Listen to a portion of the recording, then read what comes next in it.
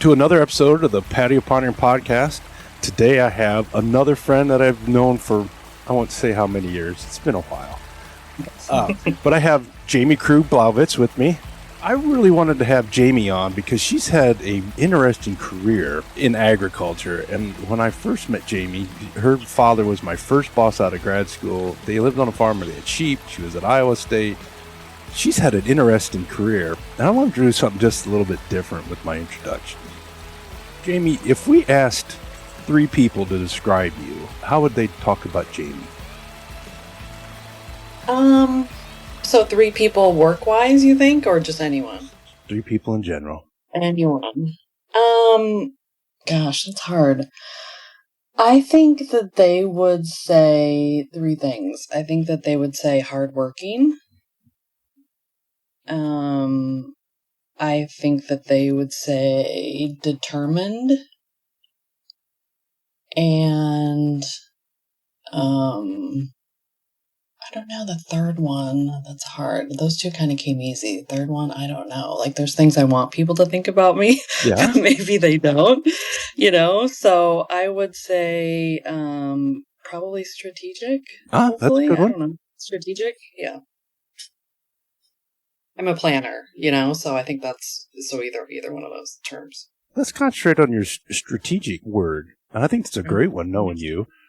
When you got out of Iowa State, did you have any clue that you'd end up in leadership positions at Phibro and Elanco? Was that your plan, or you just happened to be in marketing? No, I actually, when I graduated Iowa State, so my major, I had a double major. I was journalism, animal science, which do not go together. Polar opposites of every single thing, right? So, because when I went to school, I was going to do broadcast journalism, and I did that for a little bit and kind of quickly determined that I didn't think I loved that. And I also didn't really want to qualify for food stamps in my first salary. So I managed a restaurant for a year because I happened to be working for a restaurant, and they said, hey, we need a GM. Would you want to manage a restaurant for a year? And I thought, why not? So I managed a restaurant for a year.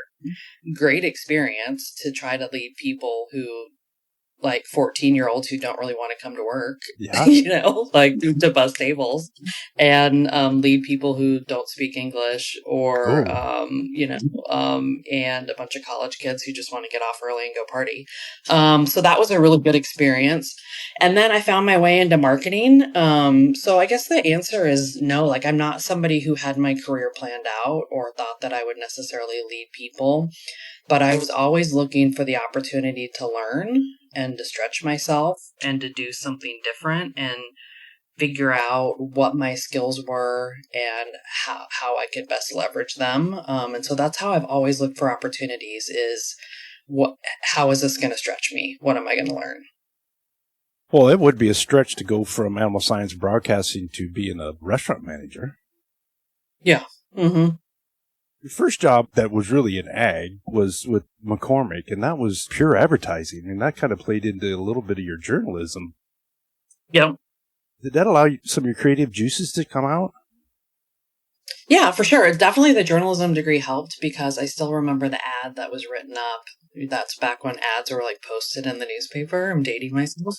And it said, writing experience needed, animal science focus preferred. I thought, well, who else could have this? Who else is applying for this job that has these 2 things? Yeah. And funnily enough, I didn't know it at the time, but it was for Mormons feed. Oh, interesting. Yeah, to work on that account. Yeah. I didn't know that. And I got a call. I applied for the position. My dad called and said, hey, I heard that you applied for a position for an advertising agency for our company. And I thought, what are you talking about? No idea, because I didn't know what it was for. I was just looking at the ad. And so who ended up being my first boss, Susie, was really funny in the interview because she said, my one problem with hiring you is that I can never fire you because of who your dad is. And I'm like, you haven't even hired me yet. Exactly. Does it mean you have the job? Like, that doesn't, yeah. I'm like, I said to her, look, like, if you hire me, you're not going to want to fire me. I don't know why I was so gutsy to say that. but like I'm confident enough that you're not gonna want to fire me. So that's how I did that. And yeah, it was a lot of writing, but it was a great way. Working for an agency, I recommend it because I got to work with several different companies and learn marketing from that vantage point.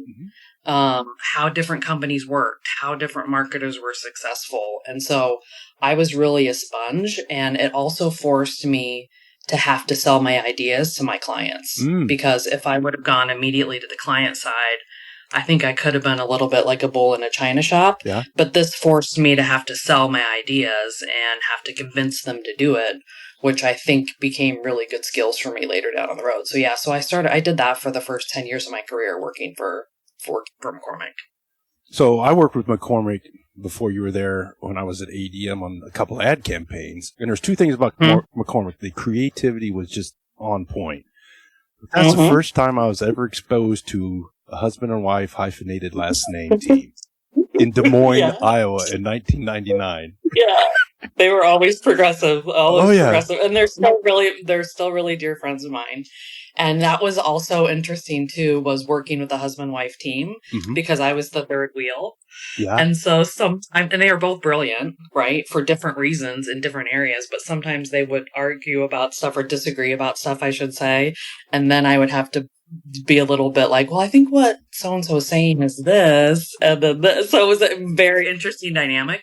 But man, I learned a lot from those two because of their skill sets and how they worked with clients and what they brought to the table. And I think that was a huge learning opportunity for me to work as closely with them as I did. If we go back to what you had mentioned about the thing to describe you, hardworking, determined, and strategic. Determined is definitely a word that people would use to describe you. How would the time that you spent at McCormick temper your determination and maybe teach you that not being type A direct personality is not always the best thing to do? Yeah. I think I had to do it differently, right? And I had to determine, because when you work for an agency, you don't get to take a project from A to Z. You take it from A to M, And also sometimes you can have a really great idea and they don't want to do it for whatever reason, right? So I had to change I had to determine success differently for me, right? So I couldn't necessarily say, I'm going to judge this based on the outcome delivered, because I'm not really responsible for the outcome delivered. So I'm responsible for this piece, and this is what's going to be, make it successful. So I think at that point in my career, I just had to kind of tweak what success looked like. And I saw agency people really get frustrated when projects went off the rails when they handed it to clients. And I could see how it was, but I just always thought my role was a little bit different, and I just had to embrace what my role was in the chain. And then I wanted to become like an integral part of their marketing team, and that they couldn't live without me. That was what my role was a lot of times. And so I think, I think that's what I did to try to be successful with that. I really like the way you described the change in your success. I think back to your youth and my youth, where success was, in your case, that grand champion banner at the state fair. I mean, that was A to B, and that's a full successful campaign. In your world, as a marketer there at McCormick, you ended when you kind of let that pig go to the next person. And you hope they didn't screw it up. Yeah. But then you also learned a lesson from that, like of if something fell off after you sort of handed it off, or if it wasn't successful, I would just try to take that feedback for the next project and think like, okay, how did that get screwed up after I let it go? And how can I do as much as I can to try to prevent that or set them up for success as they can? And so, yeah, I think just control what you can control. You did something similar to Elanco, didn't you, with the marketing manager and managing campaigns? Yeah, so when I was hired on at Elanco, I was hired on actually in swine marketing first, and then I quickly moved over to beef. So I was beef marketing director for 5 years or so for the majority of the time, and then I did some other marketing roles. But yeah, I was always in marketing roles at Elanco as well. But it is a little bit different on the company side, because you're doing less communications and more business type of marketing, right? So you're doing more, okay, what are the gross margin of these products? How are we going to grow these brands? And on the agency side, you're just working on you're working on hopefully strategic stuff too, but you're working on a lot more communications and a lot less strategic marketing. So that's what was really appealing to me to go to the company side, was to take it from A to Z. Yeah. Determine what A to Z was and determine what we should be working on and how we should be structured and what brands we should be growing. And then got to work with the R&D side, developing new brands and, the whole gamut. So that's where I felt like I was really well positioned to, make a bigger impact. At the corporate level, would you say it's more logistics and coordination in the marketing campaign, and what you're doing at McCormick was more creative? Yes. Okay. Yep, for sure. Yep. And I also think marketing, people think of marketing as campaigns too. And really, to me, that's a piece of it, but that's the end result oftentimes, right? Of, okay, what is the strategic fit of the brand? How are we going to grow the brand? All of that, putting the business cases together. What claims do we need? What, what new research do we need? And the campaign often is the final piece of it. And honestly, I think we've moved away from a lot of campaigns anymore anyway now, to everything is social and everything is very different. Everything is much more targeted. But yes, I think it's much more all of the nuts and bolts and all of the strategy pieces that go in way, way before and way after the campaign. Did the lack of creativity make you feel stifled, or did the nuts and bolts and having A to B to Z for the campaign feel more comfortable for you? I think at first it felt a little less creative, in that when you work for an agency, you're constantly surrounded by new ideas and how are we going to execute this? But I think pretty quickly I figured out that I could make a bigger impact working on the company side. And it's much more problem solving and much more coming up with new ideas, and much more, the creativity was different. The creativity wasn't in execution, right? It was on the strategy side, and it was much more, well, hey, here's a need of the market. Why are scours happening, or why are these late deads happening, or is there anything in our toolbox that can solve that? So I felt like it was, what I was able to do on the company side was much more impactful. Were you part of the Full Value Pig campaign? Yes. Mm-hmm. Okay.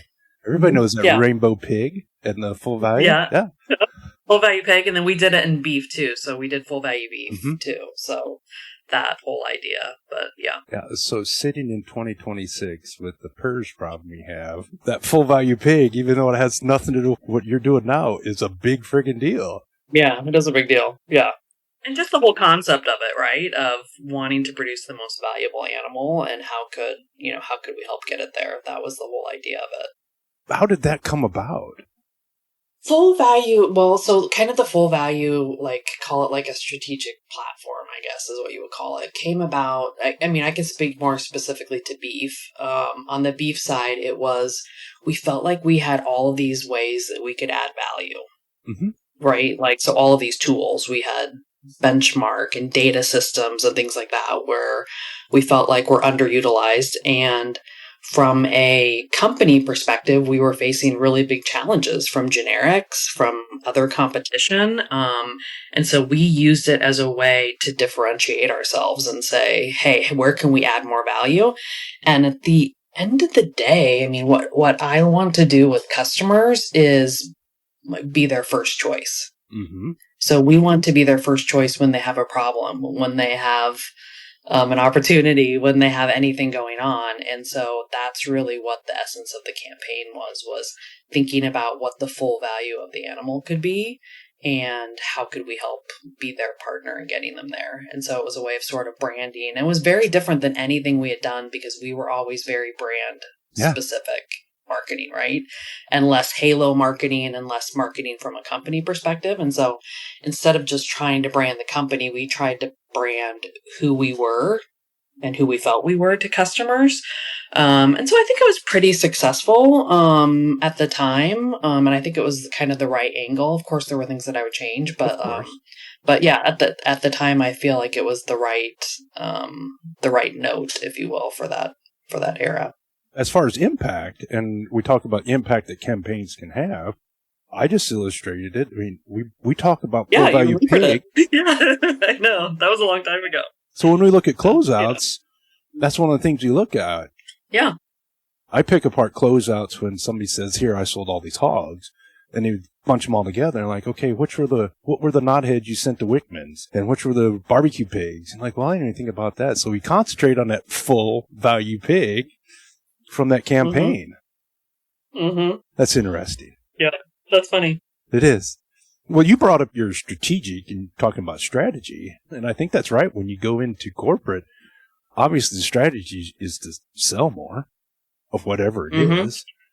Right. Mm-hmm. And with the corporate, fighting all these generics has to be a challenge because you have to balance that investment in R&D and the investment in production, investment in IP, and Thailand's off label. We got to fight the Chinese stuff.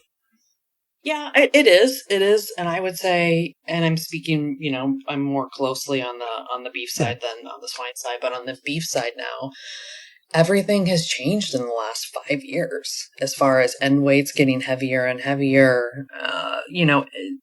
What that creates inside the animals going on. We're feeding them longer than we used to. Now we have this surge of beef dairy animals too that are more valuable than ever. Mm-hmm. And so they're literally a different animal that we're feeding in the feed yard. So everything's very different. And I would say the life cycle of products, like everything can be new again too, because the industry is so different, right? So some of these tools that we've had in the toolbox for a long time can still be really valuable because they're fed in a different way, So I would say, it's much more fun to focus on those things and try to find the strategic fit and where you can improve things within your current portfolio than trying to bring another generic to the market, and they serve a purpose, I get, from a producer standpoint, to drive down prices a little bit and keep everybody honest. But I would much rather focus on pure R&D things and really bringing, feeding things differently, rotating products or things like that a producer can implement really quickly and make more money. Well, just think, it wasn't that long ago that we didn't want to slaughter Holsteins because they were too big. And now we're getting regular beef, color cattle that are getting big. Big, yeah. And they found a way, right? So they would, dig out a trench in a packing facility because they needed to, right? So there's all these things that they've learned how to mitigate because of honestly the demand for beef, and we need more beef, right? So they're going to find a way. So it's a good problem to have. As you've been working in the beef industry the last just over a decade, how has the value of that full value steer changed the way that you approach your marketing campaigns or how you work with your teams? I think it is different because it's what is important right now to the producer, right? So and it's different depending on the production segment, but right now it's of course, you always want to have as healthy of an animal as possible. And gain is really king now, right? So it's all about gain. So we will look through our archives and find any kind of data we have on, hey, what's the right combination of products, or what's the right amount of days to feed this, or at this point in the input to get the healthiest animal and have the right amount of gain. Whereas when corn prices are really high, it all becomes about feed efficiency, right? So that's the game at that point.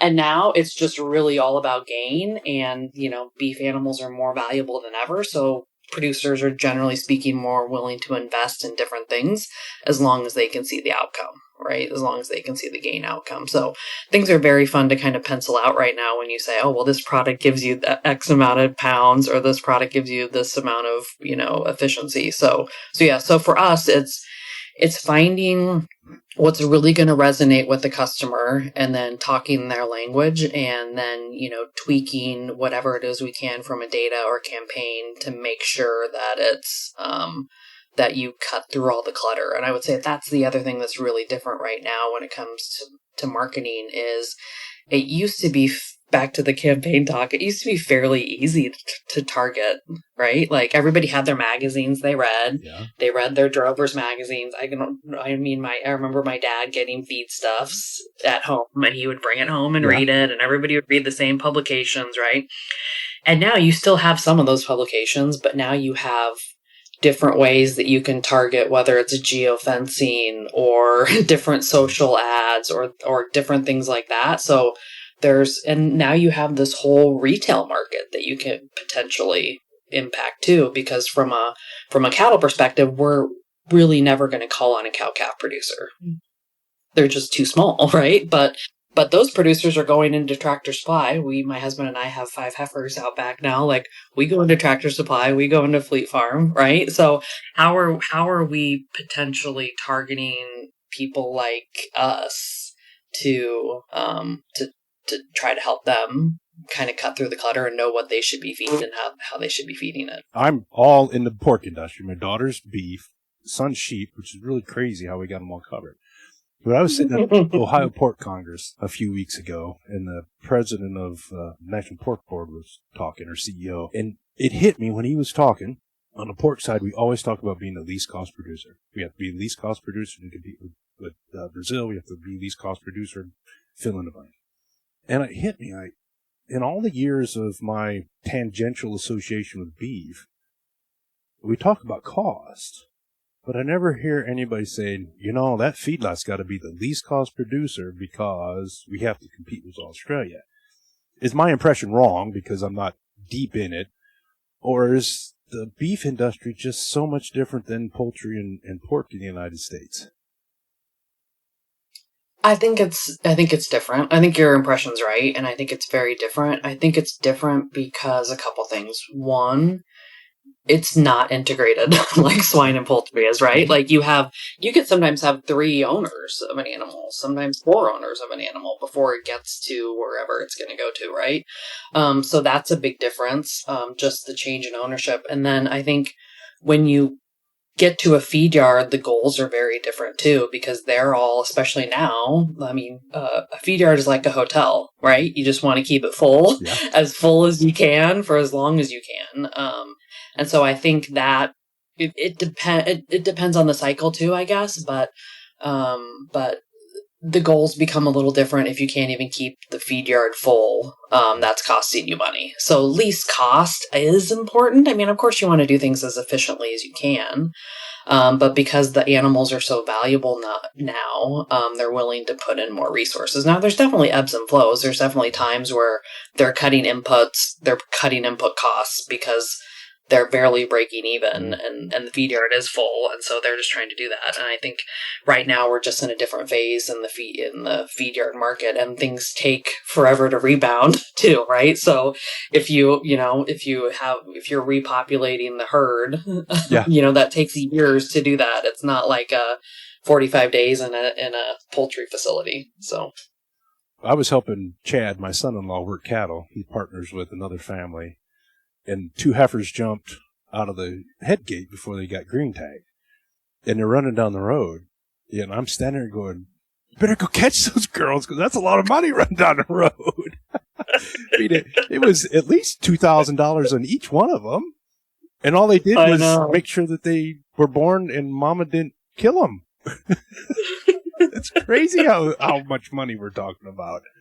I know, it is really crazy. Well, it is crazy. So that has to make your job fun at times. Yeah, for sure. Yeah, it's a fun job. And I really like the people. I mean, I liked working on the swine side too. My dad always jokes with me, like, you're a swine person, right? Like, I'm like, actually, my career would suggest I'm a beef person. But just really, on both sides, just really good people, And I think, especially on the cattle side, I mean, there's a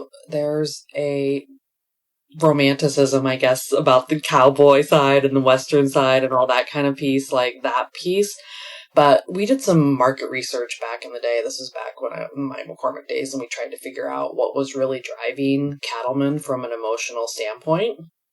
Do you want to guess what it is? Ooh, I don't know. What's their emotional node that's driving them? The family? Basically, yeah, it's legacy. Oh, It's leaving a legacy. That was the most important thing to them. And that's always in the back of my mind of what's important to them, because they're handing it off to somebody else. Whether you have 20 acres or a giant feed yard, they want to hand it off. It's their way of living that they love, and they want to hand that off to somebody else. Remember when we started, I talked about scripts and how I used to have them? Yeah. We're changing completely. Okay. I think you hit on something that is massive in agriculture, and it's more pronounced in cattle for some reason. I was on a group with a very well-known ag influencer that was chastising people for having millions of dollars in land holdings and saying they should sell it and get cash. I was frustrated. I took my headset off and I walked away because I'm like, God, I think there's something wrong about your argument. And then I thought, who goes to the heir of Ford and says, hey, you got $100 million worth of Ford stock, sell it and turn it into cash? We would never think of doing that. We might say, hey, you diversify some of it, Ford's going to bad. But we would never say, get rid of your legacy because your great-grandfather owned it. We wouldn't. But why do we do it in ag to say, you stupid Mrs. McGillicuddy, you got $2 million worth of farm ground, make your brother sell it? I think you nailed it. It's legacy. Yeah, I think they don't understand the tie to the tie to whatever that is, the tie to the land or the tie to the cattle, and they don't understand that that's, decades, and how they picture it as is, a caretaker of the land, and that's why it's that important. Yeah, I think they don't see that emotional connection that's far more important to them than how many dollars they have in the bank. And that is what makes marketing to and selling to and managing ag so very different than any other business, doesn't it? I think so. Yeah, I think so, because it's a couple things. Like, I think we're always looking for that emotional appeal. But on the ag side and, specifically cattle or swine or whatever, they're very numbers driven, right? So they become very analytical. Just because their tie is emotional doesn't mean they're making emotional decisions, right? So that's what drives them. That drives them is, I want to keep this in the family. I want to hand this off to my granddaughter, right? Like, that's what drives them. But it causes them to think in a very practical way, right? Of like, I'm not just going to change something to change something. Show me the numbers, show me how this is going to be better for the grass or better for the cattle. To show me why this is really critical, because we've been doing this for a long time, or because there's a risk to it too. With change comes risk. And so it's a very different thing, because it's a very emotional thing that drives them, but they become very analytical in their decision making because they're thinking like business people. So it's challenging. I think it's fun, but it's also challenging to hit into those two separate things, because you could say, like, let's say you're trying to sell, a specific product to them. Like, how is this going to really impact their legacy? At the end of the day, maybe it's not going to, right? But like, hey, looking at it this way, will get you better gain, or it will cause your cows to be more efficient, or it will, do this, and then trying to appeal to that, I think is the fun thing to do. Well, I think we look at black and white decisions through a shady glasses. Because if we were making some business decisions, there'd be some professors at Harvard going, "Man, you farmers are dumb." This is a break-even industry, right? Exactly. Like, you're in the We're going to get 5% return when you're doing 20% in the S&P 500. All right. Yeah, for sure. I'd really love the discussion about legacy, but I think there's something that might hit just a little bit closer to home, and I think it applies to a lot of people in ag, and it goes back to two of the things you talked about with you, that's hard work and strategy. How in your career have you balanced the drive to do great in your career that you inherited? It's genetic. With taking care of your family. Yeah.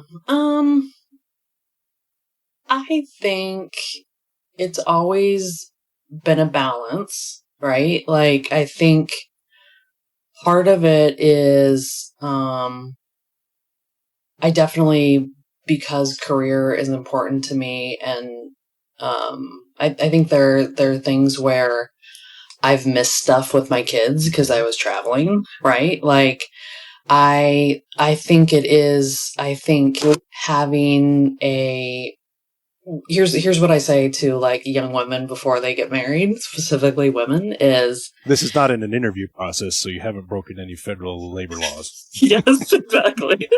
Thank you. Of like it's like the most critical decision you make in your career is who your partner at home.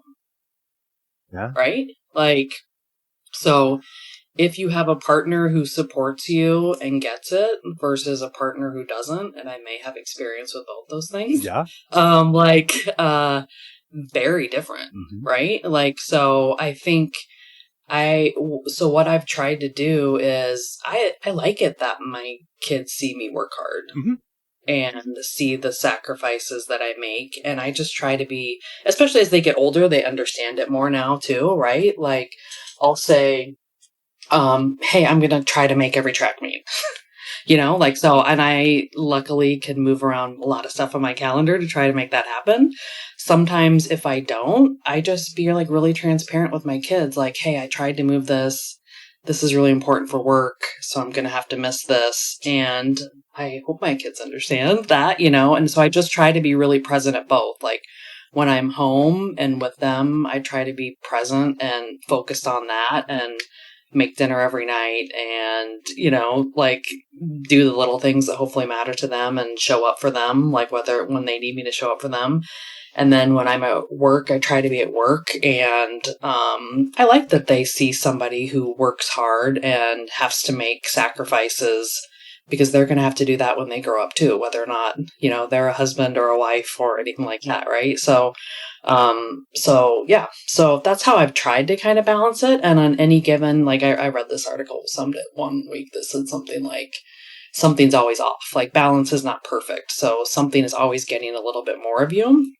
But I just try to like set my intention for that week of like, hey, here's what I'm going to get done, or here's what I'm going to show up for. And then know that some weeks I feel like I fail at work and some weeks I feel like I fail as a mom, and that it just sort of balances it out, but I also think I've had really good bosses, and the majority of really good bosses over the years, where there was a situation with my boss now who I worked with for years, and it was something, I can't remember what it was. I was going to miss like my son's first football game, and I didn't really want to miss that. So I said to him, like, hey, is it okay if I leave this meeting early and come back? Because I don't want to miss George's football game. And he's like, don't go to the meeting at all. That's more important. Like, you can go next time. So I think having that, working for people that are always balancing that too, and that you can be fully transparent. And I don't do that every week, right? But like on the important stuff, to be able to do that, he knows I'm not going to ask if it wasn't important. And so working for people that appreciate that, I think, is really important too. I just realized that you and I have been in the work world about the same time. I graduated in 98 and you started with McCormick in 99. So it's the same. You have a PhD and I don't. That's the difference. I wasn't going to say I'm older than you, but yes. Just smarter? No. No, hell no.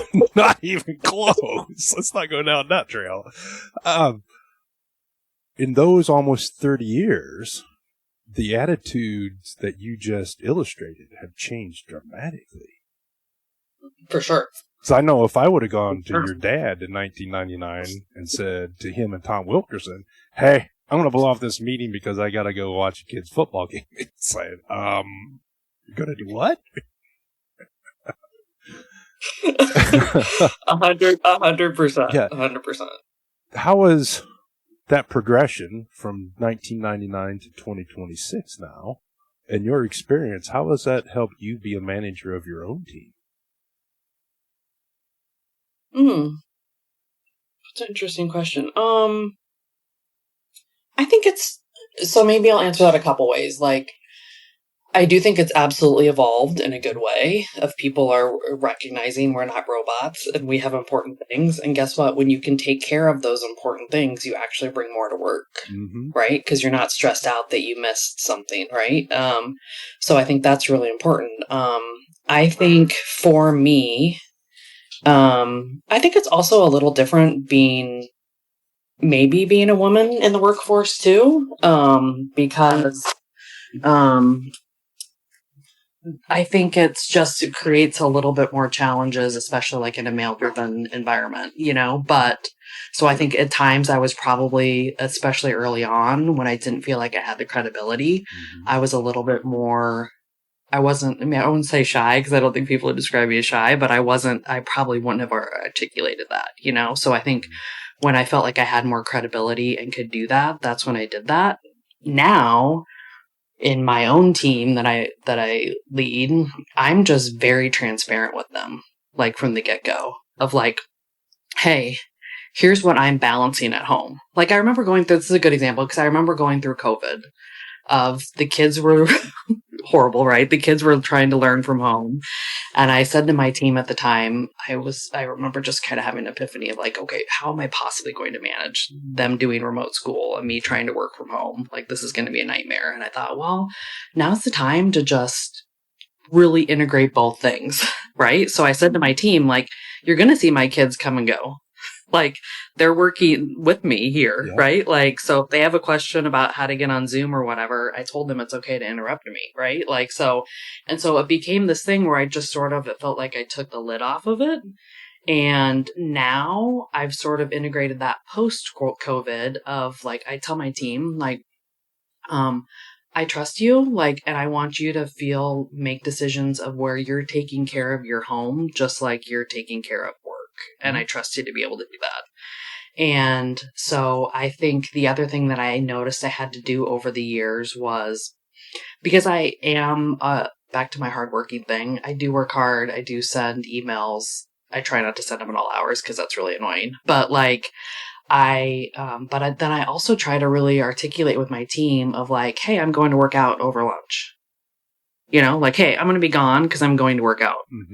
I'll be back at 1:00. So if you miss me, I'm going to be back, and I committed to doing this 3 days a week. So I'm going to work out over lunch.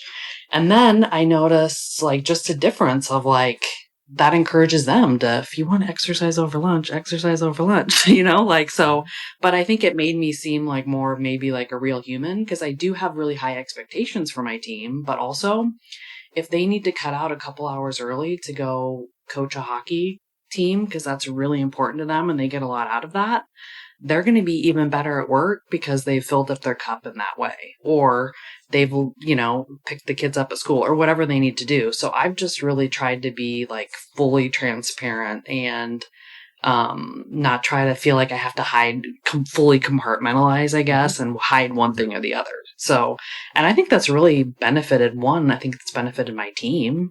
And two, I feel like selfishly, I probably get more out of them, right? Because they are like, they hopefully respect the fact that I know we're all people and I trust them. And I think it's worked. I think it's really created a much better team. And it also creates a much better connections with your team if you're fully transparent with them of like, hey, my kid is sick today, so I'm going to be in and out a little bit, or like, hey, here's something that I'm struggling with, or something, like, for instance, like when I was going through my divorce, like that was not fun, right? But like, I can't tell you the amount of conversations I've had with people since then around their horrible divorce they went through. And I feel like I have much deeper connections with a lot of people because now they're open. They realize my life is not quote unquote perfect, and they realize that, oh, well, wow, like I didn't realize that was going on. Here's what's going on in my life, so, and I think that's really been fulfilling. Well, as you were walking through that, I wrote down and then I modified it. I first wrote down and this was going to be the question, is that the feminization of the ag workplace? And then I crossed feminization out and I put humanization. Are we making the ag workplace more human? Yeah, I think it's just more human. Yeah, I think that's a good tweak because to me, it's no different than male colleagues that I work with, right? Of like, um, my boss now, who I've worked with for years, he said to me one time, because we were at Elanco sort of in leadership positions together, and people would always ask me the balance question that you asked me, right? Like, how do you balance it all? And he said, why do people never ask me that question? I have trouble balancing it all too. Mm-hmm. And I'm like, yeah, I'm sure you do, like, I'm sure it is hard, right? Like, so I think it is. I definitely think it's maybe more humanization. Like, I think people in my dad's generation would say, I mean, he still thinks working from home is crap. Oh, totally. Yeah. Like, Yeah. You guys are screwing around watching TV and eating all the time. You're not doing anything. Yeah. Right. But yeah, I do think I think the humanization is a good piece. And maybe it's just being, more transparent or more vulnerable. Maybe we're doing what Brene Brown wanted us to do for decades, right? And just be more vulnerable and open about what what's going on. Do you think that is coming from other industries, or is that because we have more women in leadership positions in ag? I don't know why it is. I mean, I think, I don't necessarily think it's that we have more women in leadership positions, although we do. I mean, I'm sure the numbers would support that. Still not a ton. Or I honestly, maybe that was part of it was COVID. Is that, like, back in my example, is that we were forced to sort of integrate the two, and maybe we all just liked it, liked being more open and more candid and having those conversations, because it was fun to see everybody on their Zoom cameras at what their home office looked like, or what their, whatever looked like. So I think, I don't know, maybe it's a combination of all those things, or just how we should naturally evolve to be better at what we're doing. There has been something that changed. And Shelby, my daughter, she went on maternity leave, and there were some other things in her company that she had shared with me. I'm going, man, that wouldn't have happened when I was in the position in 2000. And her boss told her the day before, a couple of days before she went on maternity leave, they'd have some things that might have changed. And her boss, it was a male, said to her, if there is something important that you need to know, I will let you know. You do not need to get on your email every day to see if an announcement comes through. And then he ended it with, I don't want to see you until this day that her maternity leave ended. I think back to the times in our careers, and I'm sure you did this, where you're on vacation, maybe you're on maternity leave, maybe you're on sick leave, you're like, oh, maybe I can get this done, or I'll get this done. And now, in 2026, it's kind of like, Jamie, why'd you answer the email? You're supposed to be in Aruba. Mm-hmm. Mm-hmm. Maybe you should go to Aruba. Maybe. That sounds great right now. Oh, yeah. Yeah, and I don't know. Yeah, I don't know. I think that's great. I think honestly, probably part of it is people want to work for those kind of bosses. Yeah.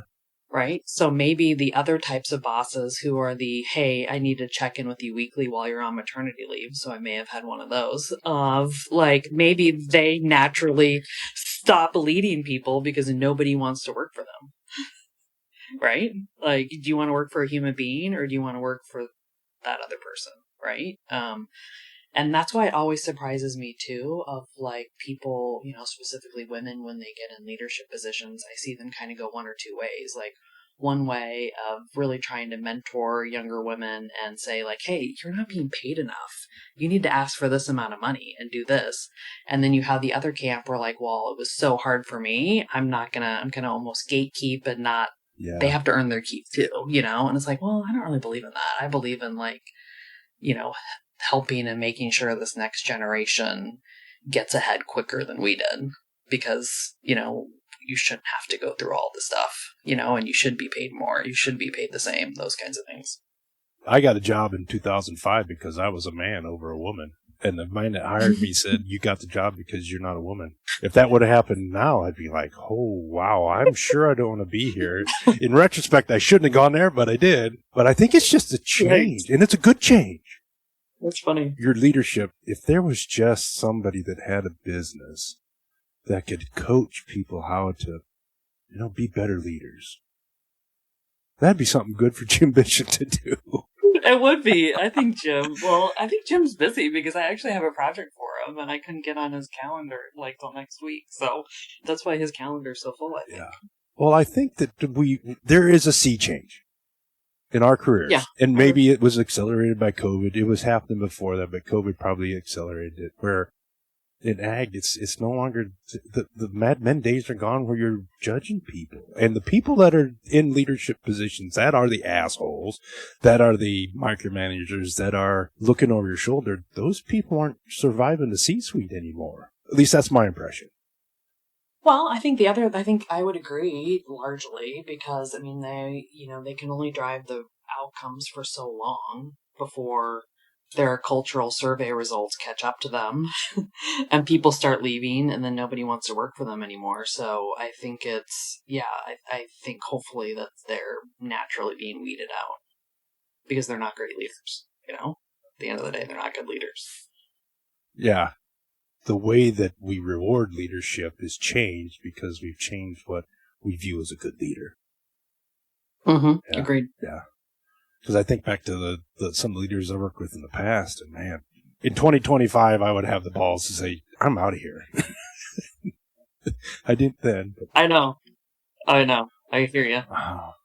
How has AI affected how you do your job?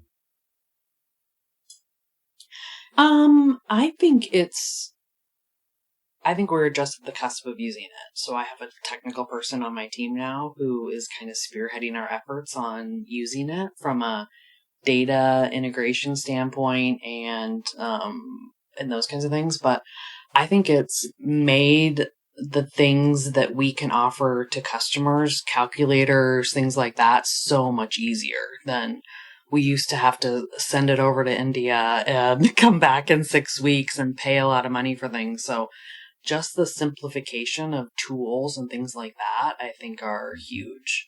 But I think we're just on the cusp of really using it, whether it be to, target the right customers or, get our messages across or simplify the data that we have, those kinds of things I think will really change it. I like it from my team standpoint that they can use it, they can use it to help draft an email.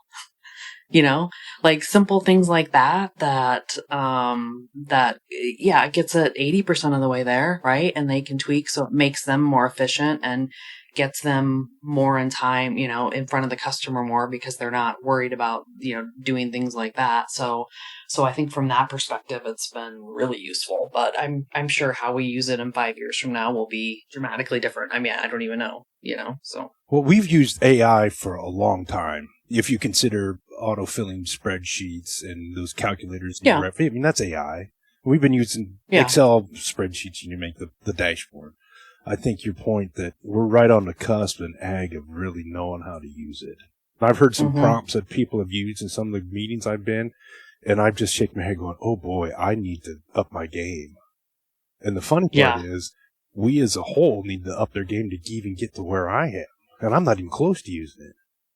I think the key is to have, I have a champion on our team now that loves it. And so he's showing our customers how to use it and making our team better. So I think somebody like that, if you have a technical person that can embrace it, I think that's huge. Well, I had a discussion at an FFA breakfast 2 weeks ago where a mother had said, I hate it. We need to learn sentence structure and all this. And then I thought about, we have a calculator. Mm-hmm. We're still learning the basics of math. We're still learning the basics of algebra. Mm-hmm. We're still learning sentence structure. We're learning gender. We're learning pronouns. In the English language sense. In school, AI is just, from an English and writing standpoint, it's just a freaking calculator. And it's made some of the things I do so much easier because you can spend your time on the ideas and not your time on perfecting what the communication is. Yeah. Agreed. Yeah. Yeah. Well, we've had a great conversation, Jamie, and it's hard to believe that we've already hit 51 minutes. It's just crazy how this works out. I know, it is crazy. Yeah. It goes fast, doesn't it? I would love to have you and me and Jim on a three-way just to chat about leadership. because we've had all different That would be fun. experiences in leadership, from him as a trainer and you being a Mhm. leader and me being Mhm. support to teams. That would be fun. It would be fun. Yeah. I've learned a lot from Jim over the years. He was one when we worked together at Elanco. That was really when I first started managing people, and me really trying to figure out how to do that from a different personality type standpoint. And I learned a ton from him on, how to approach people and how to coach people. And, not everybody has to think like you do or do things the way that you do, and how to kind of get out of that paradigm. So, yeah. So I love working with Jim. So Jim was one of my last roommates at Purdue. That's funny. I didn't know that. Yeah. Yeah. At Farmhouse, we rotated roommates every semester. And as a senior, you got to stay in the same room and roommates would come to you. So he was my last, him and Alan Lowe were my last. Who's Alan Lowe? No, Jim Jackson. Him and Jim Jackson were my last roommates, and we played basketball together. And seeing Jim from, the go get 'em college student, and you being in Reamer and all those things, to seeing what he's doing with his family and leadership is really cool. Yeah, it's really cool. Yeah, I'm happy for him. Yeah. So we end every podcast with 5 questions. And your trek of your career and growing up on the farm and then being on the supply side should give us some interesting answers. What is one lesson from agriculture that you carry with you every day? I would say this would be the lesson growing up with my dad specifically. His voice is always in the back of my mind, like, don't half-ass it. Mm. So if it's worth doing, it's worth doing well. So if that means I have to do less things, that's fine. But, don't shortcut it or don't half-ass it. Yeah, think about when you had sheep, and if you only did one string of that fence instead of all 5, exactly. What would happen? You'd be right Forgot back out to close there. the gate, right? Yeah, Forgot to close the gate. Not good. Yeah. If you could have coffee with any historical ag figure, who would it be? Historical ag figure?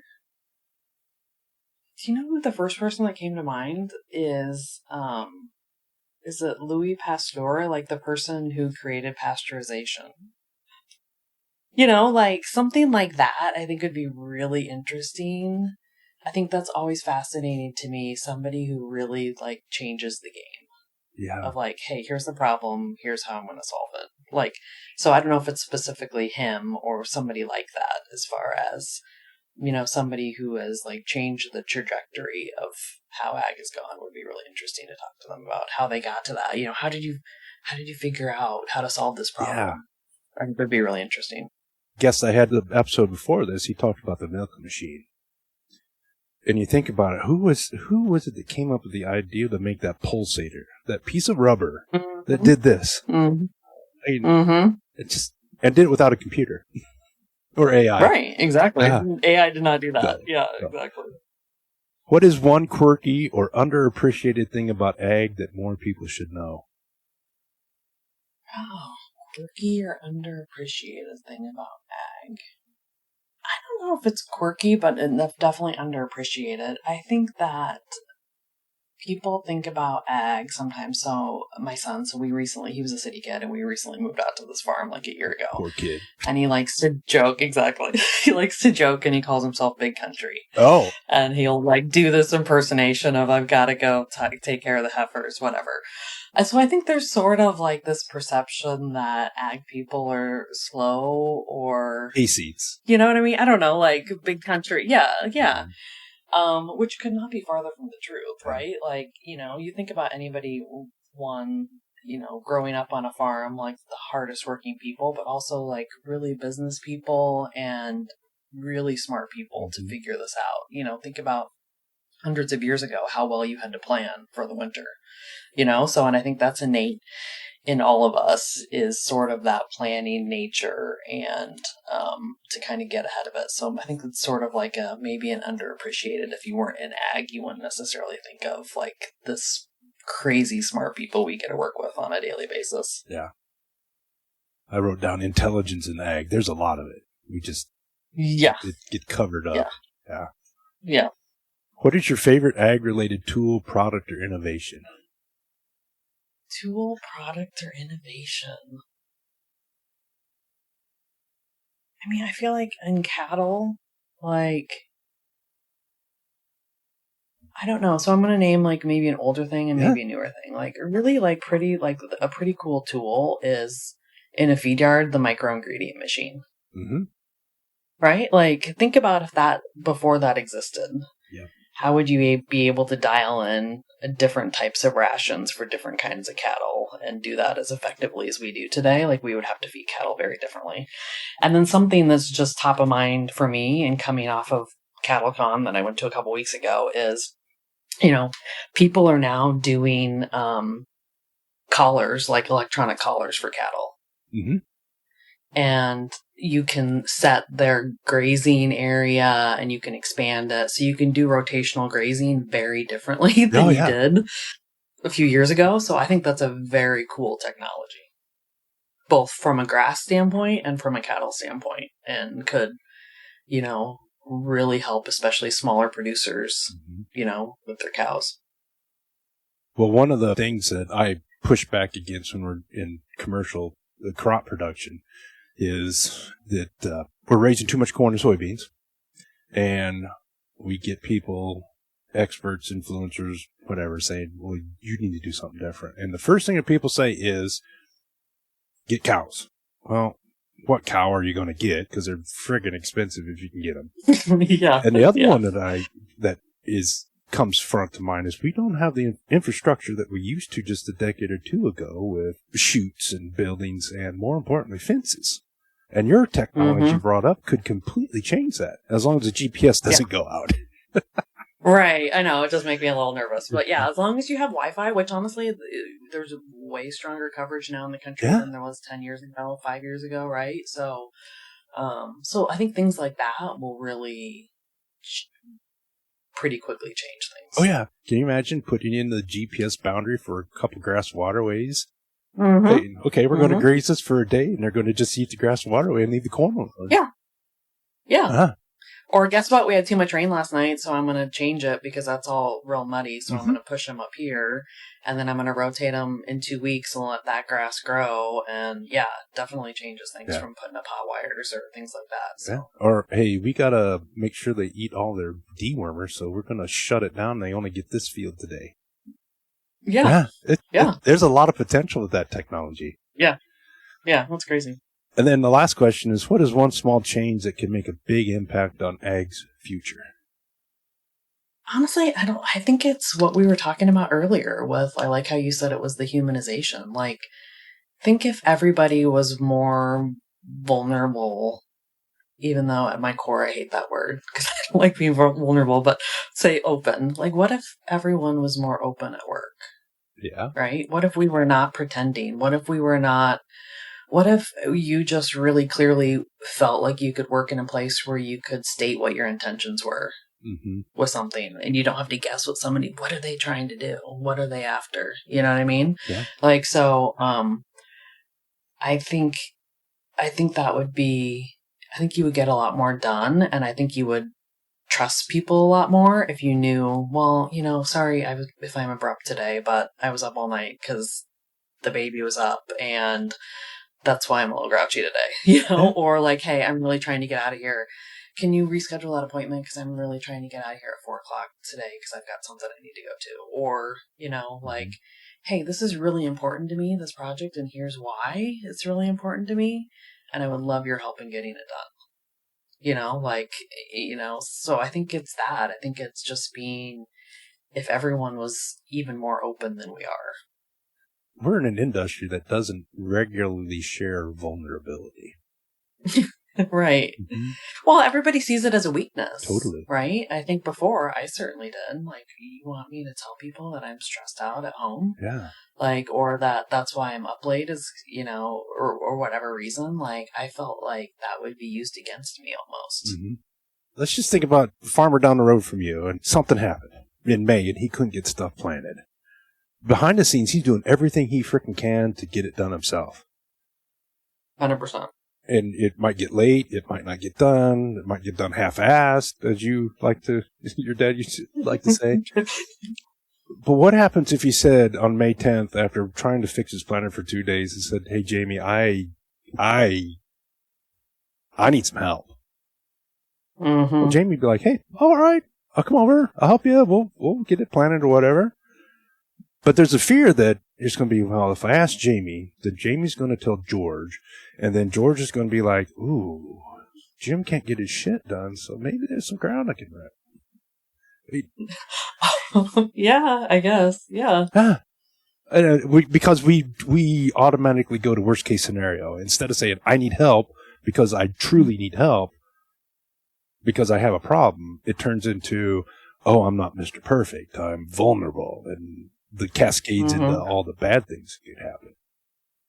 Well, and I think what do we automatically assume, that no one else on Earth needs help? Yeah.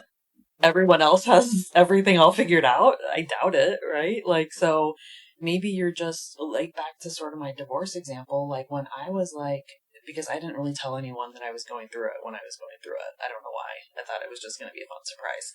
But, like... Gonna have a party, by the way. Yes. The reason for the party. So, yeah, exactly. But when after it was sort of done and I was ready to actually open up with people about it, like, then everybody was like, "Oh yeah, I went through a divorce a couple years ago," or "Gosh, my sister's going through this, I think, and how do I help her?" Or, "Hey, I've been thinking about doing this." Like, and so it created this whole other level of, like, I think people saw me as maybe a normal person. Human. Which is kind of scary that they didn't up until that point, right? Yeah, but, like, and so it created this where I think I was worried stupidly and selfishly, I guess, about that it would somehow lower my status. That sounds like a weird thing to say, but, like, that people would think less of me, right? Yeah. And in actuality, I think people just really, like, empathized, or people that I hadn't talked to about were like, "Gosh, I really wish you would have, like, shared that with me, because I feel bad because I felt like I could have supported you differently." Yeah. When you were going through that. And I'm like, oh gosh, now I'm actually offending people because they don't think that I trust them with it. You know what I mean? Versus I'm just trying to keep it all under wraps, and they're not impressed that I did that. They're wishing that I would have been open with them so they could have helped support, or at least been a listening ear. And I thought, God, how different it would have been if I would have felt more open to talk to people about it. Yeah. But so, yeah, that was probably the one event that really opened things up for me personally. And now I just wish I would have been way more open 10 years about, because I think it just created, even if people are not specifically going through that thing, they feel more open to talk to me about stuff. And I feel like I can absolutely empathize for sure, or at least, listen and help, and hopefully recognize when somebody's going through something too. Well, let's think back to that phrase, "A friend in need is a friend indeed." And I've taken that literally for many years, but now that I've got a little age and maturity and time to think about it, how unfriendly is it to your friends if you don't share when you need them as friends? Right. Yeah. Yeah. And do you want a friend that's, like, pretending? Like, to me, like, that's also part of it, right? Is like, well, and I think that's what, in these cases, like, some of my friends felt like was, oh, so we're just faking it. Yeah. Kind of, right? Like, if you're not open to share what's, like, really going on, then what are we doing?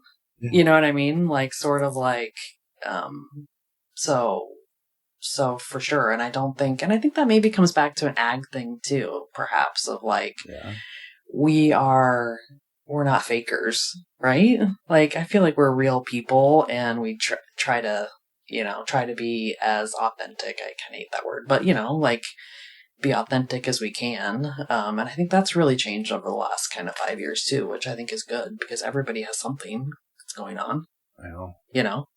So I think we use the word humanization of ag is right, but I think it's because it's no longer Jamie the farm wife, it's Jamie the director of a U.S. beef business that brings a different perspective than we've had for years. That's my pat in your back. Thank you. As you can see, I'm like completely silent. I can't take a compliment. There you go. Wow. Completely silent. Yeah. No, but I think that's good. And I mean, honestly, if that's one thing that I'm remembered for, I would love that. And if you would have said to me like 20 years ago, I would have been like, are you crazy? I'm going to be remembered for getting all this stuff done. Okay. But now you kind of, maybe with age, you realize it doesn't really matter what you get done. Yeah. Does it? A little bit of vulnerability here. I was married straight out of Purdue, 1993. Mm-hmm. And my ex-wife, she's doing some wonderful things in the beef industry, just really wonderful. And she was working on her projects, and I was helping her. And I fell down in the lot because I got stuck in manure. And I said to her that night, I said, why do you have to work so hard? I mean, you don't have to do that. She goes, I do. All right, why? She goes, because I'm a woman. And this is 1993, 1994. At the time, I was like, that's bullshit, but 30, 40 years later, or however many we are, I'm like, she was right. And now, hopefully, a young woman in that position working in grad school can say, hey, I got to take a break. I can take a breath because I just need to take a breath. So I'll tell you one more story if you have a minute, because we can circle back to my dad. So my dad, growing up, he signed us, my sister and I up, all three of us up for golf lessons. Mm-hmm. And I think I was like 10 years old. And my sister and I were gymnasts, and we were like, why are we, my mom's like, you're going to have to talk to your dad. So I went to talk to my dad because I was the designated spokesperson. And I said, Holly and I really, we don't really want to play golf. Like, we're not golfers. Mm-hmm. Like, why did you sign us up for it? He's like, and my dad used everything as a teachable moment, by the way. And he said, well, why do you think I signed you up for golf? I'm like, no idea. That's why I'm here, And he said, if you're going to be in business, you need to know how to ski and how to golf. Because that's where business happens. Yeah. This was back in the day, right? Mm-hmm. Of a lot of business happens on the golf course. Yep. And he said, you already have a strike against you because you're a girl. So people are going to try to make decisions without you. Mm-hmm. So don't give them an excuse because you don't know how to golf. So you need to know how to golf. He's like, you don't have to be a great golfer. You just have to look like, you just can't be a knothead. Yeah. And out there. And so that was his perspective of kind of trying to protect us. I'm 10. I have no idea why whatever. I'm like, I have no idea what you're talking about. But of you're going to have a strike against you. And this is how you're going to try to mitigate it is you need to know how to golf. Very perceptive for a solid boomer. Exactly. Yeah. It's interesting the lessons that we've learned over the years, and we didn't realize they were lessons. For sure. Well, we've had a great conversation, Jamie. I know. I love talking to you. This is a really good one. To my guests, we're ramping up and having some more guests just like Jamie. It's going to be a fun ride here over the next couple months before now and planting season.